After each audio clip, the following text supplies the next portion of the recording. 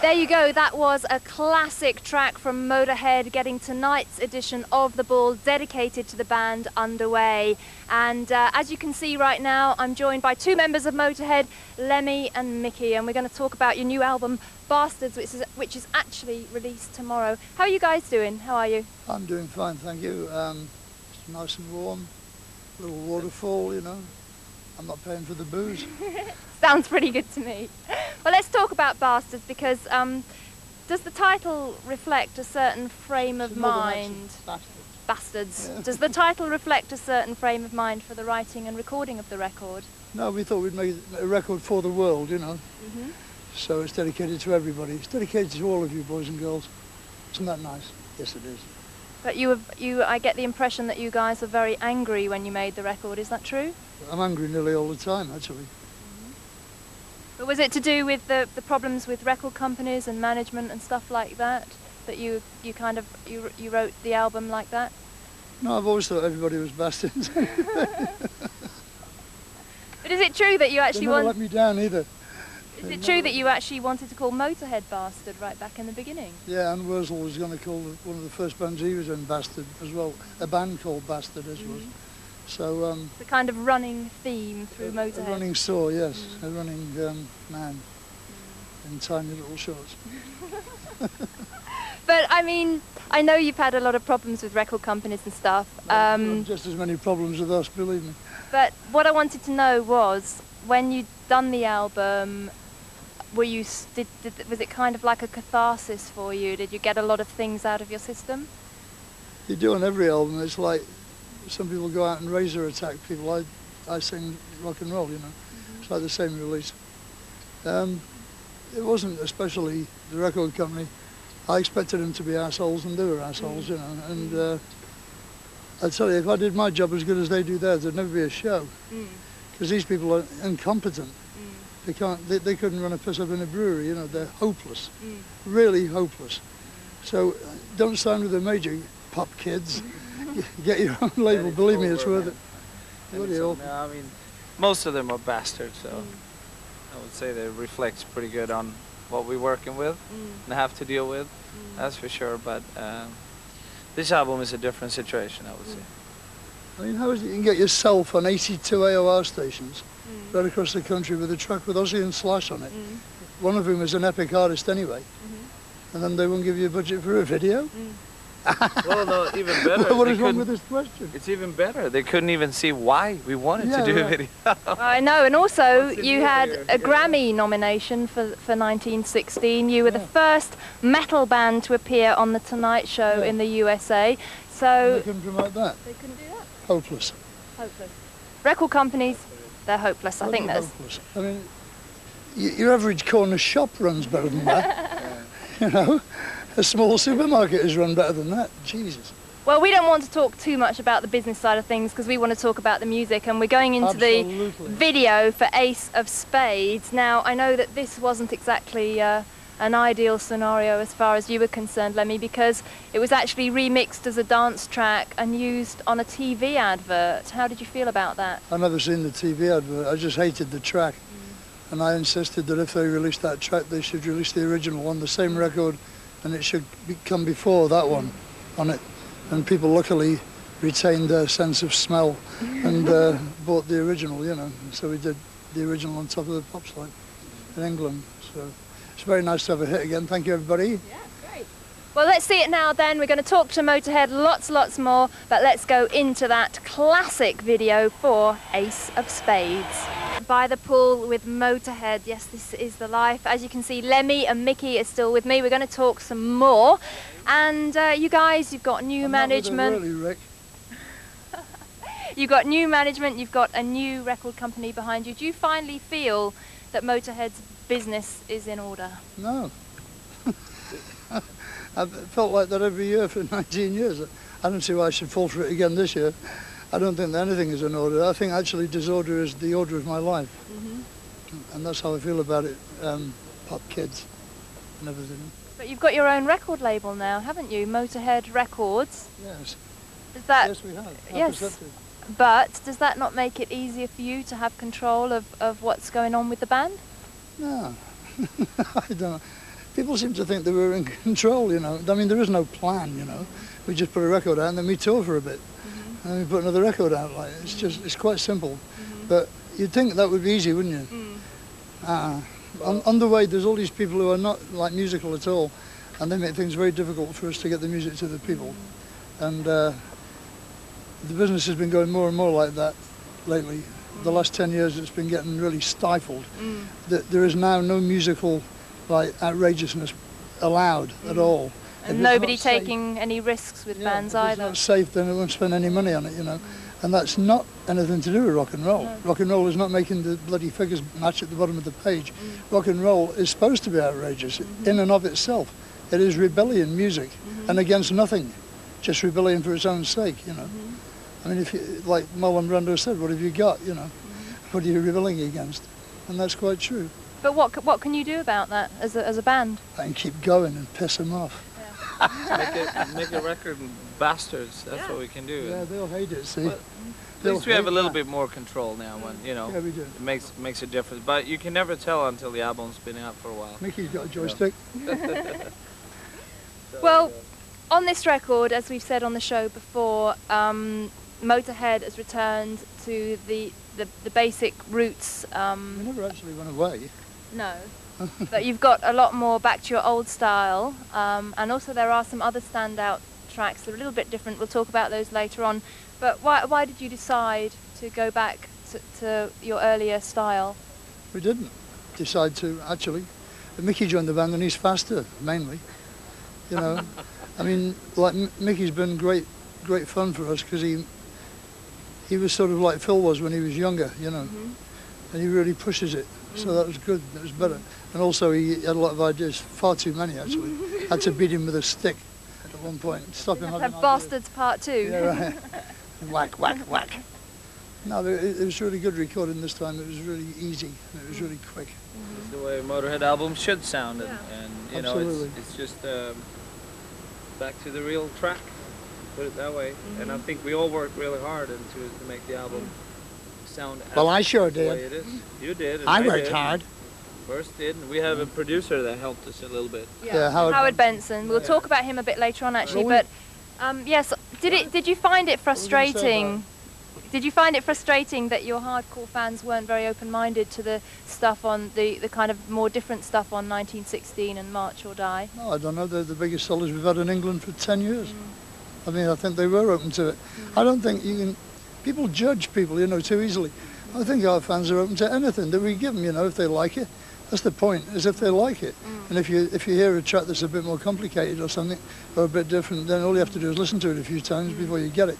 I mean, when the Beatles brought an album out, every time it was different. You thought it was a different bloody band every time they brought an album out, and there's nothing wrong with that, you know. Yeah, it's just like, it's called, like, horizon, you know, and I have a very wide horizon, and I come in with Little Richard, and I've been through everything else to hear, you know, and I've heard everything and been influenced by everything. I don't see why I shouldn't have a crack at it. No, absolutely. Whatever you're going to make, you know, if whatever album you decide to do or the way you feel, you're going to lose some and gain some, you know, it doesn't matter, you know, what it is, and hopefully you can keep holding on to the old fans and just start gaining some new fans, you know, that's what we need to do. But you can't hold on to the old fans because they don't actually know what they want of them, because I remember our first ever 2 fans who asked us for autographs, Motörhead. These kids, Paul and Steve, right? And as soon as we made the first album, Steve left. Left us because he thought we sold out because we made an album, you know. I don't know how he thought we were going to live, you know. But like that shows you, you know, sell out, sell out. It's always sell out, isn't it? Well, I'll sell out. I'd love to sell out. I'd love to sell 1 million albums, but I won't sell the music out. You know, I don't see what being commercial. And that thing commercial, that word, oh, it's too commercial. Well, if it sells albums, it is commercial. And people say, well, they made 1 million, but they're not commercial. You know, that's smart, isn't it? It doesn't really add up, does it? Class act.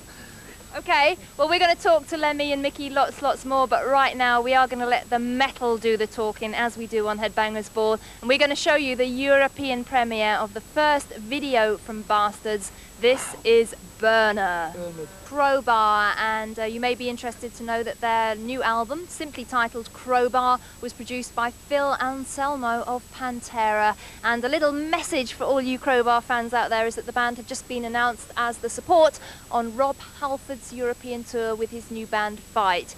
So we're going to talk some more to Lemmy and Mikkey right now. We are talking Bastards, and I'm not being rude. That is the title of their new album, which is released tomorrow. And no, I didn't say that. It's not bastard, it's And bastard.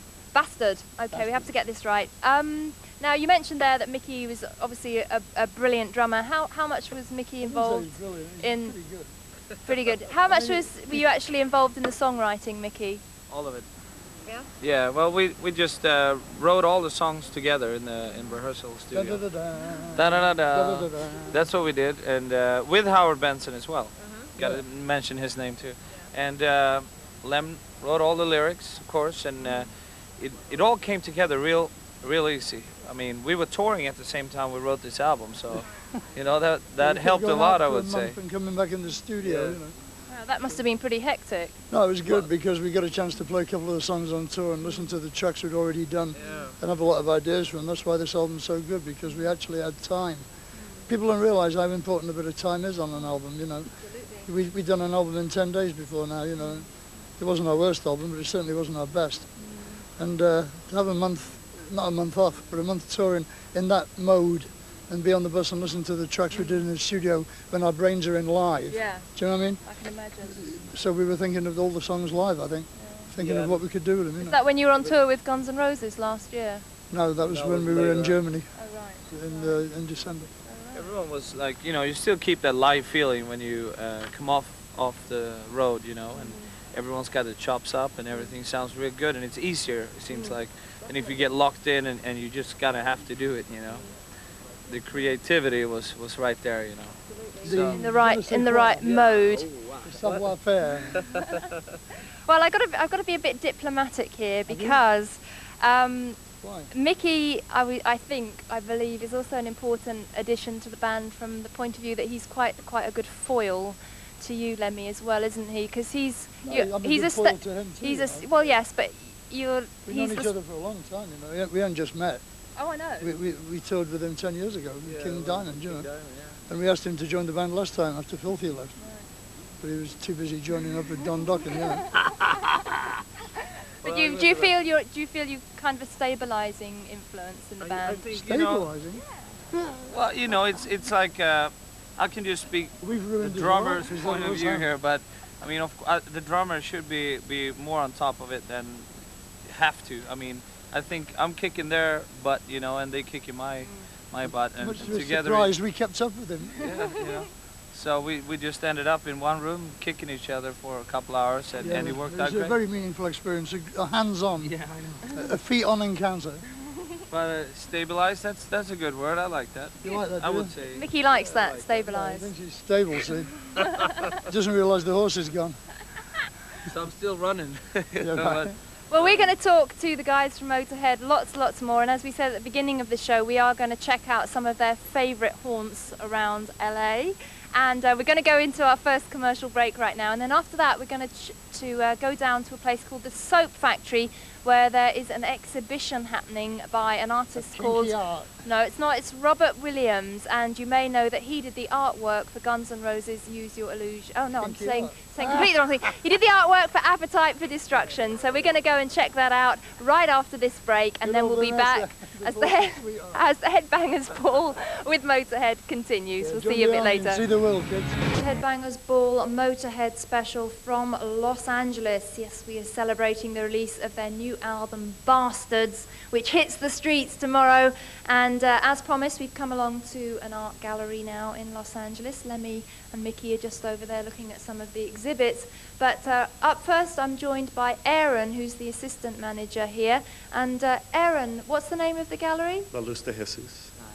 And we actually thought that there was a Robert Williams exhibition going on here, but that was false information. Tell us what you've got happening here. It's a Day of the Dead show. It's a group show of a lot of the artists that we carry.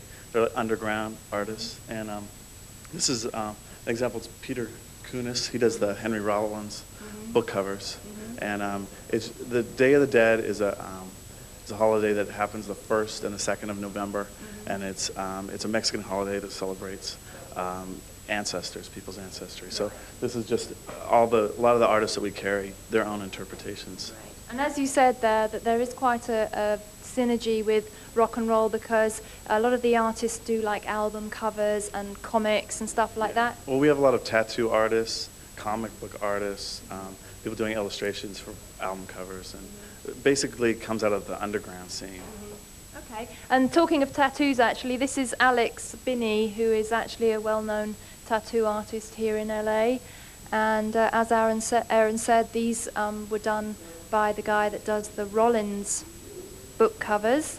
So they're great stuff, actually. Thanks for talking to us, Aaron. Let's go over here and find Lemmy and Mikkey, because they've been having a look around here. Hey, Lemmy, this looks like your apartment, actually. Is that? That is my apartment. I changed the drapes. What do you think of what you've seen here? I like that.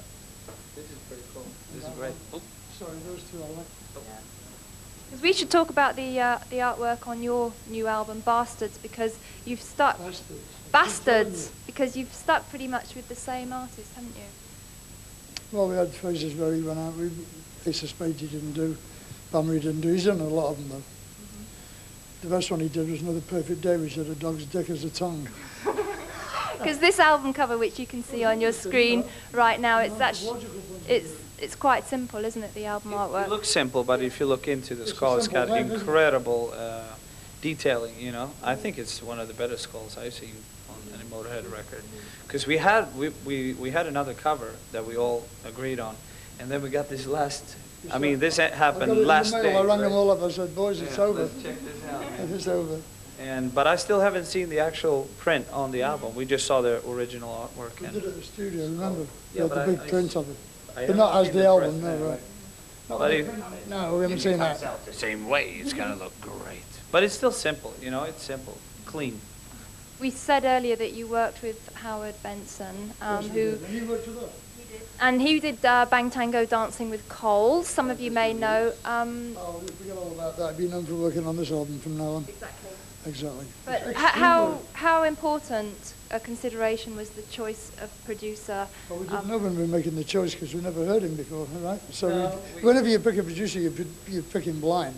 You don't know what they're going to do with your stuff. You see what they did with somebody else, but Bang Tango were nothing like Motörhead, right? So it's blind. We took him down. We took him into rehearsal. We gave him a chance, you know. For we gave him 5 weeks, actually, you know, and he did a hell of a job. I mean, he really worked with us. He was there before us, you know, really trying to, most of the days.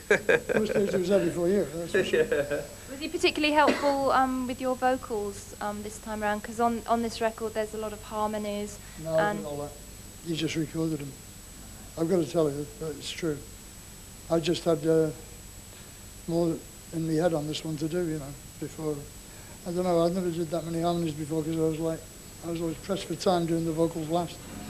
This time I wasn't bothered. I thought, screw it, this time we got a big budget, you know. But everything was real smooth, you know. It's I did the drum tracks in 3 days, 2.5, 3 days, and then went back out on the road and came back, and you put down the bass. Yeah, I put down the bass. So we kept on coming back to the studio all the time. So by the time you actually sang or the solos were put down, we've been on the road for another month and coming back, put down a little bit. So I think that helped us a lot on this album, that's for sure. Okay, well, thanks for that. We will talk about that a little bit more. But right now we've got some more music on the way, and these guys are friends of Lemmy's, and of course Slash appeared on one of the tracks on the last album, March or Die. We're going to see that track next up, right after the latest video. That was Motörhead with I Ain't No Nice Guy from their last album, March or Die, and of course that track featured special guests Slash and Ozzy Osbourne. But we want to talk about the new album, Bastards. Did I say it right that time? Yes, almost. You're not quite northern enough. No. Bastards. Well, I wanted to ask you actually. I heard a rumor a few months ago that Axl might be singing on a track on the record. What happened there? Nothing. I know, but you're quite good friends with Guns N' Roses, aren't you? Yeah, I see them now and again. They came down to the studio when we were doing Orgasmatron, when they were doing the marquee. long time ago. That was a long time ago, and you've obviously you did a benefit show with them as well, didn't you? A few months ago. The Duff's Band, the thing for Randy Rhodes. And we see them around here once in a while, you know, hang out. Once in a while, I mean, come around here now and again, nice lads. Bit of a laugh, couple of beers, you know, bit of knocking about and that. I mean, why not? Why not? Oh well. We're all human beings, aren't we? I don't know what he's talking about, man. Well, let's talk a little bit more about the album, because I know that Lemmy wants to talk about that. And you made the point earlier, Mikkey, that for this album, the way you recorded it was totally different to the way that Motörhead had ever done an album before. So, I think it's different than a lot of bands do. I mean, it just turned out this way, and I think it was luckily for us. Couldn't gone better. yeah. And was it done in a fairly short space of time, or? It took us 6, 8 months or something in all. I mean, Recording only took us 3 months, didn't it? 4 months. not even. You know, No, it took us 2 probably to the actual recording. But much public fooling about in between. by the time everyone's supposed to have their stuff down, you know, as I said before, we've been on the road, you know, and we just heard it so much that we were almost bored. Yeah, going, oh no, I haven't recorded this yet. Oh, that's right, you know. It's been difficult to keep track of everything where you were. It was a little messy for a while, but I mean, as it came out great, as you can hear. Messy for a while, haven't we? When can I hear it? Tomorrow, right? Yeah, tomorrow. Out on the streets tomorrow, as we've been saying, and I've got a little surprise for Lemmy, because he's looking a bit worried. But if I say to you, Skew Siskin, Yeah. you're very interested in that band, aren't you? Because you've written a couple of songs with them. Yeah. Tell us a little bit about that collaboration. Well, I think they're one of the best bands in the world right now. They've got a girl singer who sounds like a cross between Bon Scott and Janis Joplin, and they sound like sort of AC/DC cross with, like, I don't know, thrash. You know, they're a great band, excellent. They move mountains. I think they're excellent. So I went over to Berlin and recorded with them. Just a couple of things, you know. One of which is going to be on the next album, their next album, and one of which is a shock horror surprise cover of an oldie but goldie, which I'm not going to tell you the title of, just to piss you off and be irritating. Ha. Well, I'll tell you one song title we do know, and that is the track Before, that you wrote with Skew Siskin. So just for Lemmy, we are going to show you a little bit of live performance of Skew Siskin. A few weeks ago we caught up with them in Germany in a club in Cologne. No, this was at the Popcom Festival, and they played the track that they co-wrote with Lemmy. So we're going to show you that, taking us into our next commercial break, and then we'll be back with more from Motörhead as the special edition of Headbangers Ball continues. For beer, I think. Oh yeah, we're going to go down to the Cat and Fiddle. Yeah. Enough of this artistic part. Now we're going to the real place. Yeah, we're going to go down to the Cat and Fiddle, one of Lemmy's favourite drinking holes. So we'll see you down there after the break. We're coming to you from Los Angeles with Motörhead, and we're celebrating the release of their new album, Bastards. tomorrow. And right now we've come along to the Cat and Fiddle, which I guess is kind of like an English style pub. It's an English-Spanish style hacienda in the midst of Hollywood. Yeah, we gotta have to say hi to Phil and Verse. I was going to say that actually. You better tell us. They live here, and we're at the Cat right now, We're boys. at the Cat right now, boys, and you're not. Ha ha ha ha ha. So where are Phil and Wurzel? Why aren't they joining us today? Well, they're in England, so they can't, else they get their feet wet. Now we all actually have some time off, you know. We just did press in Germany and London, and went back to US where we live, and they stayed home with their families and stuff. So. So we're all where we live. Because we're starting Europe eventually, so.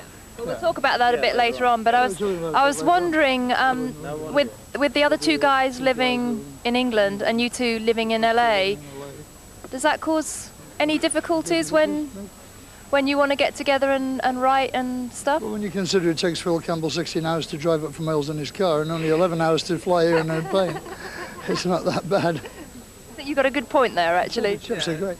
I wouldn't say it's that much of a, you know, all you got to do is get together before a tour or before the album. And I mean, they hear most of the time anyway. Well, before the start of the first show. Yeah, right.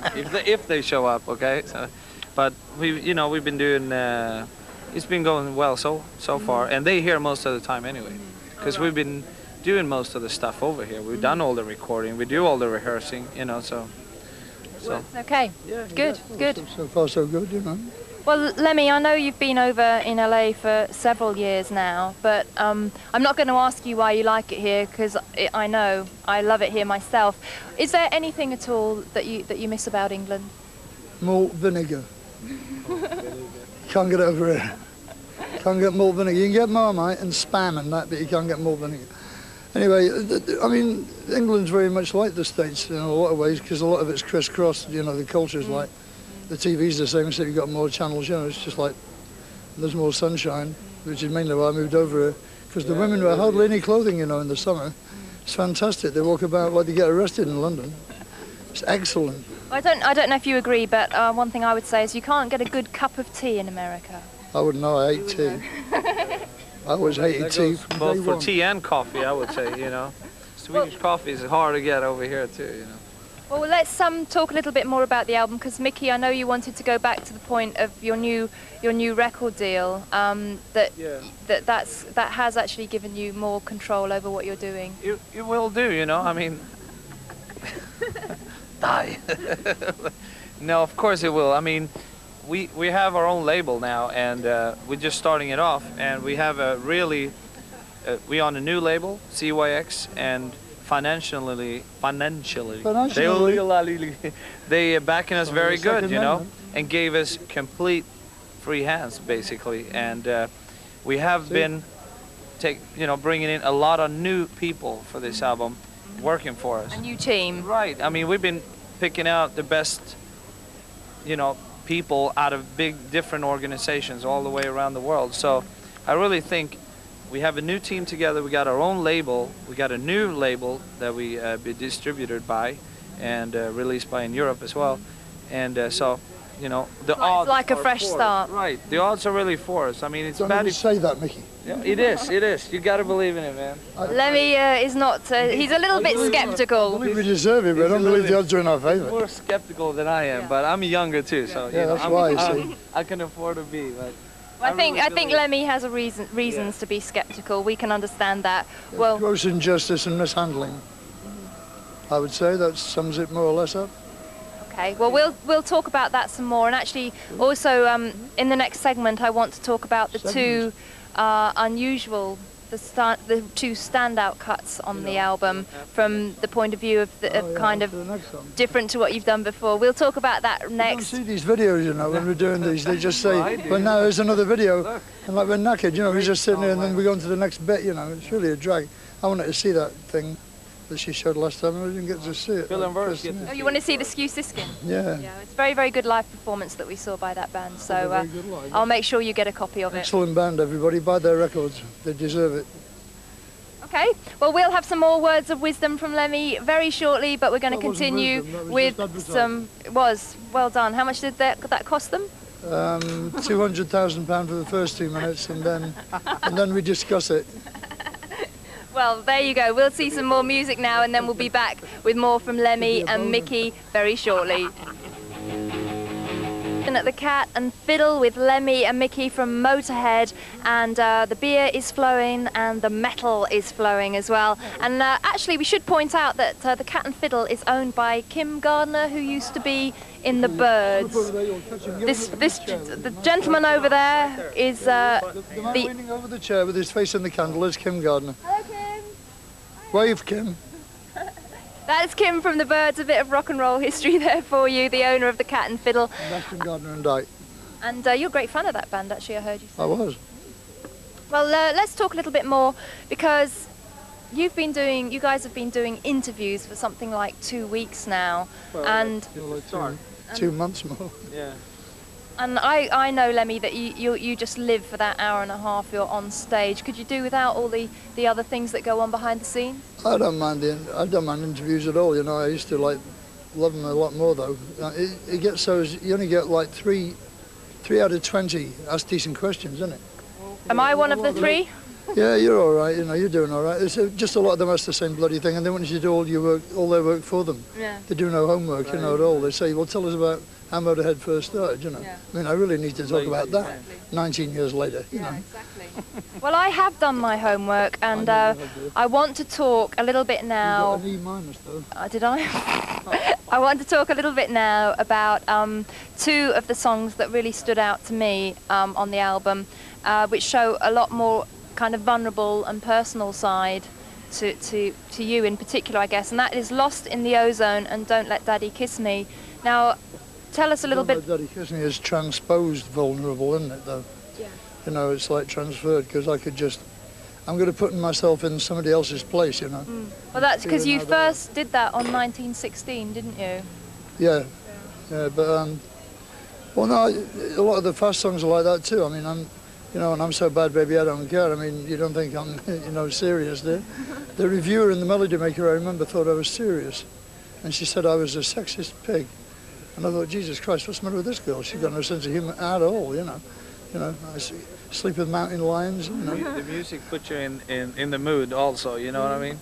Because a lot of the fast stuff has really, you know, sensitive lyrics, if you know, more emotional lyrics. You just have to play something slow now and again, and you can't play that speed all the time. No, Just it gets gives a lot of boring. contrast. Just gets boring anyway. We did it for years because we thought that's what they wanted, and they bought less and less records every time. So we thought, screw it, we do what we want, you know. And if they don't like it, they can't do worse. That's pretty hard. Well, being serious here, that song "Don't Let Daddy Kiss Me" is a song about child abuse, which is obviously very much in the news over the last few months. I wrote it What? 4 years ago. You wrote it 4 years ago. What inspired you? Was it a story you Child heard? abuse. Child abuse is the worst crime in the world. If a man abuses his own child at the age of 7 or something, what has that child got left the rest of her life? Nothing. Nothing. She never trust anybody again, never feel close to anybody again. Stop swinging that camera around. It's not hip, you know, anymore, swing the camera around. Just keep it still. It is. He can't keep still. He's drunk, that's what he is. He's falling around the table. So let him be drunk. A sailor man. All right, there we go. And what about the other song "Lost in the Ozone"? Because that was It's about being alone. Yes. Is that very, very personal to you? No, it's me doing that again, you know. It's also about being lost on the sea, you know. It fits that one too, but it's just about being on your own. Whenever you're on your own, you know, like late at night, you know, wake up, you know, you think, Or being on the road. I wish my old lady was back now, you know. Being on the road. Rudolph the Red-Nosed Reindeer, I wish she was back. That song always reminds me of my old lady. Every song you hear reminds you of your old lady, you know. Yeah. It's horrendous, like. Being Still, on the road could be the same way, you know. It is actually. I mean, it's more people than lost ever. in the ozone, You're aren't you? you're really lost then in the ozone. Yeah. So boys and girls, you don't want to go on the road, I'll tell you that. Yeah, you do. You want to be lost No, in we the don't. ozone, it's good for your character. No, we don't. Disaster. But you're not lost if you're with me, because I know where I am. Well, we are in Los Angeles, of course, tonight for the rest No, of we're the not, show. this is Pudsey, Yorkshire. Oh, that's right. Please don't Ludwigshafen. spoil The it. Los Angeles quarter of Bremen. Well, we're going to talk to Lemmy some more, and where are we going next? We're going up to Jumbo's. What happens at Jumbo's? Tet bar. Look how he smiles when he says that word. Yeah, that's cheered him up. Okay, The well, man who doesn't, I'll show you a faker. Yeah, there we go. well, we're going to go into our next commercial break right now, and then after that we'll be up at this, I'll say, strip bar, Jumbo's, and we'll be talking to the guys some more. So see you there.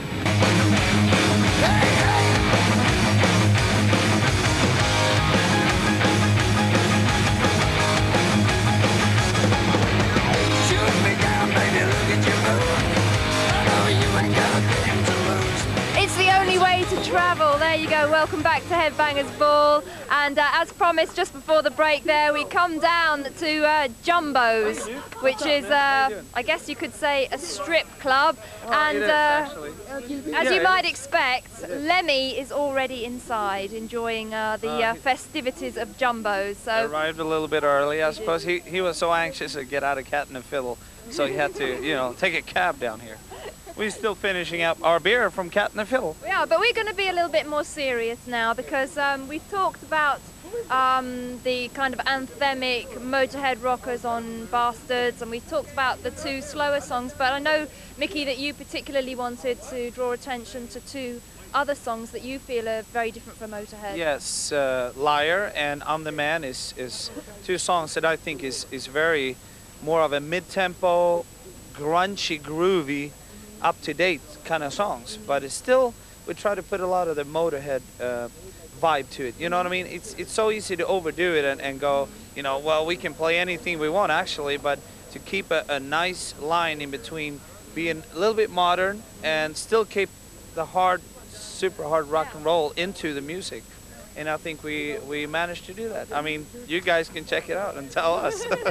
And what about those two songs lyrically as well? Because they both kind of deal with the fairer sex, don't they? Oh, ow. Yeah, they do. But I mean, Lemmy's writing all the lyrics and what he feels fits the songs. And I think he did a good job. What can I say? I mean, musically and lyrically, those songs are close to my heart, I tell you, because they got this little odd kind of, I mean, I love the hard stuff. We all love the hard stuff, but we gotta get a little bit up-to-date stuff as well, you know. Absolutely. Well, right now we're going to go and see what's going on in this club. So we see if we can find Lemmy. It's very small in here, but follow us in. So, and it's very, very loud. So.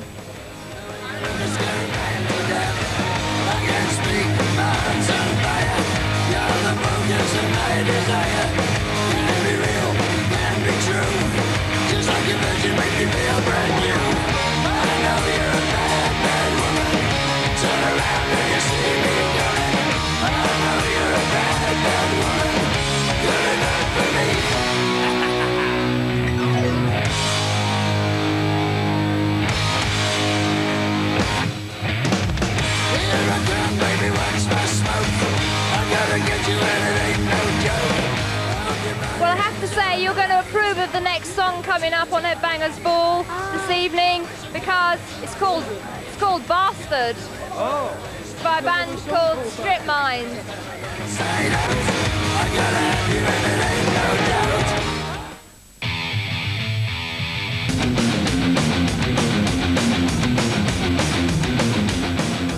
Okay, right now for the Headbangers Ball Motörhead special, we've come to Lemmy's favourite place in Los Angeles, the Rainbow Bar and Grill. And this is the centre of the universe as far as rock and roll is concerned.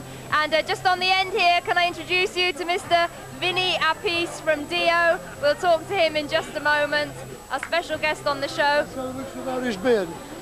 But Lemmy, if you had to pick one song on the album that summed up the spirit and the vibe of Bastards, could you pick one song, do you think?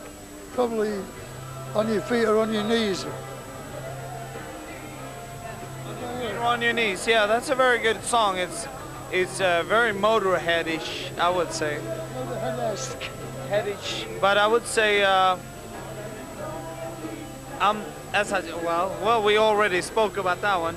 I have a lot of favorites on the album. Yeah, but that was another one. That was because that song is a lot to do with your feelings about all the shit that you've gone through with record companies and everything. I'm always writing about that, you know.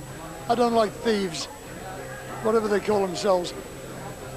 But there's some other really great anthems there as well.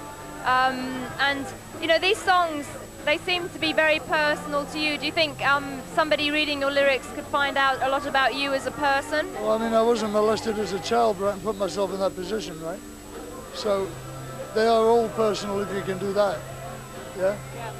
But in what way is a song like... experience, it doesn't mean you can't feel at least some of the pain. Yeah. What a song like Death or Glory, in what way is that personal?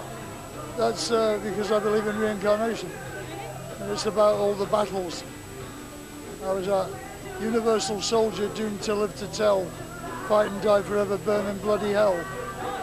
Nice, isn't it? It's a sort of a bedtime song with the kiddies. Oh, we're at an angle again, oh, look at that. Do you read a lot? Are books an inspiration to you? Yeah, all the time. I'd read a Kellogg box top, man, I have to read. If I can't read, I'm dead man.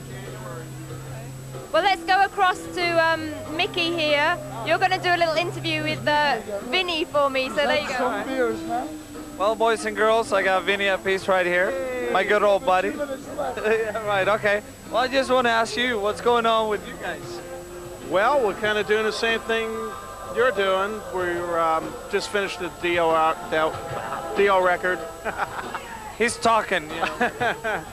And it'll be out in Europe around November, and we'll be touring in November. You guys will actually tour with us, close to. We both got to be in Europe. So, when do you guys start touring?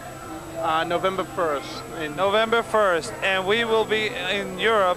I think the 15th, I believe. We will have to get together. Oh my God! Is that gonna be a party? Ow! Yeah, right on. Hey, it's good to see my old buddy. Yeah. He's here. We all gotta get drunk. Oh! Okay. Well, we got a very special video on the way for you now. Thank you. That's a good interview, Mickey. Well done. Now, have you heard of a band called Sepultura? Yeah. And they've done a cover of Orgasmatron from your 1986 album of the same name. Am I correct? Yes. Do I get a B+ for that? B. B. I'm getting better. Let's see Sepultura and their blistering cover version of Orgasmatron. Bar and grill, and why is this your favourite place in LA, Lemmy? What's so special about it? It's 1 block from my house and I don't drive, and it's downhill going home. That sounds fair enough to me. So we actually should mention that a very old friend of yours, Fast Eddie Clark, Oh, yes.